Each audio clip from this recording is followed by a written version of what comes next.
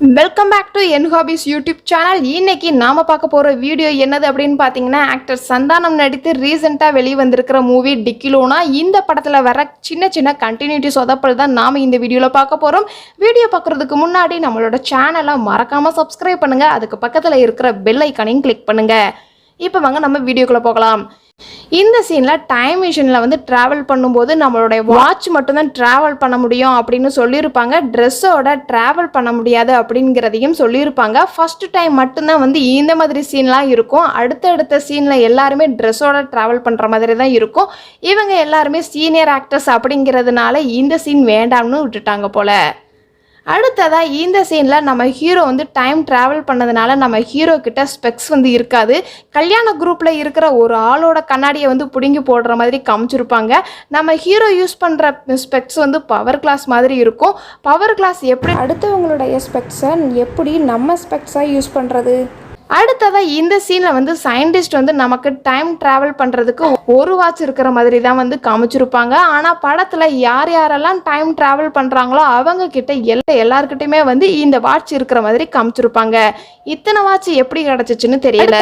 இந்த சீனில் marriage 2 days before தான் வந்து பாஸ்ட் லைஃப் வந்திருக்கிற மாதிரி காமிச்சிருப்பாங்க நம்ம ஹீரோவை. ஆனால் இந்த சீனில் ஈபி மணி என்ன சொல்லியிருப்பாரு அப்படின்னா, என்னோட லைஃப்பை வந்து 1 வாரம் வாழ்ந்துட்டு வான்னு அனுப்பி வைப்பாரு. ஆனால் 2 days வாழ்ந்துட்டு வா அப்படின்னு தான் வந்து சொல்லியிருக்கணும். அப்போ தான் என் நிலமை தெரியும்னு சொல்லியிருக்கணும். லைட்டாக டங் ஸ்லிப் ஆயிடுச்சு போல். 2 days மேரேஜ் வச்சுக்கிட்டு எப்படி 1 week வாழ முடியும்? அடுத்ததாக இந்த சீனில் நம்ம ஹீரோ வந்து 2027க்கு வந்திருப்பாரு. அப்போதைக்கு இந்த சீனில் நம்ம ஹீரோவை பார்த்தா இந்த ட்ரெஸ்ஸில் ஒல்லியாக ஹேண்ட்ஸமாக வந்து இருப்பார். இவருக்கு எப்படி இந்த ட்ரெஸ்ஸு கிடச்சிருக்கு அப்படின்னு பார்த்தோம்னா, பாத்ரூமில் வந்து ஒரு ஆளை வந்து அடிச்சு போட்டு இந்த ட்ரெஸ்ஸை வந்து வாங்கியிருப்பாரு. ஆனால் அவரை பார்த்தோம் அப்படின்னா ஆள் நல்லா பல்காக வெயிட்டான ஆளாக இருப்பார். ஆனால் இவருடைய ட்ரெஸ்ஸு வந்து எப்படி நம்ம ஹீரோவுக்கு ட்ரெஸ்ஸு செட் ஆச்சுன்னு தெரியல. ஆனால் நம்ம ஹீரோவுக்கு இந்த ட்ரெஸ் வந்து லூஸாக இருந்திருக்கணும். ஆனால் இந்த ட்ரெஸ்ஸை பொறுத்த வரைக்கும் நம்ம ஹீரோவுக்கே அளவெடுத்து தைச்ச மாதிரி இருக்கும்.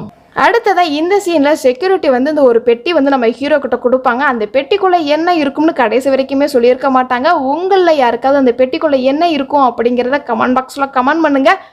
அடுத்ததாக இந்த சீனை பொறுத்த வரைக்கும் நம்ம ஹீரோ வந்து ட்ராவல் பண்ணி வந்திருப்பார்.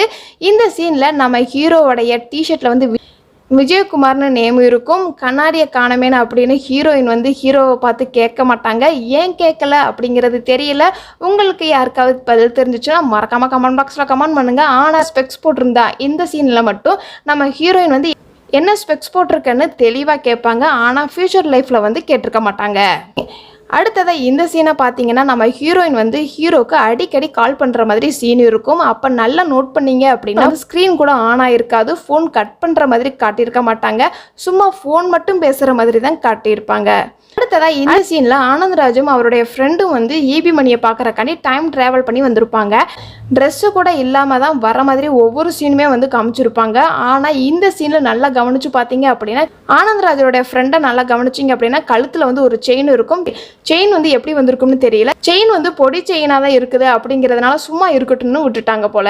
அடுத்ததாக இந்த சீனில் வந்து மேகனாவை கடத்துறதுக்காண்டி ஒரு டீம் வரும். அப்போ இவருடைய கையில் வந்து ஒன்றுமே இருக்காது.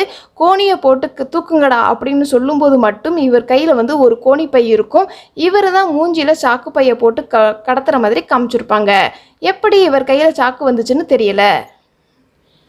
அடுத்ததாக இந்த சீனில் நம்ம ஹீரோ வந்து டைம் ட்ராவல் பண்ணதுனால மனநல காப்பத்துக்கு வந்திருப்பாரு. அப்போதைக்கு நம்ம ஹீரோக்கு ட்ரெஸ்ஸு வந்து இவர் போட்டிருக்கிற ஒரு ட்ரெஸ்ஸை தான் வந்து கழட்டி கொடுக்குற மாதிரி சீன் காமிச்சிருப்பாங்க.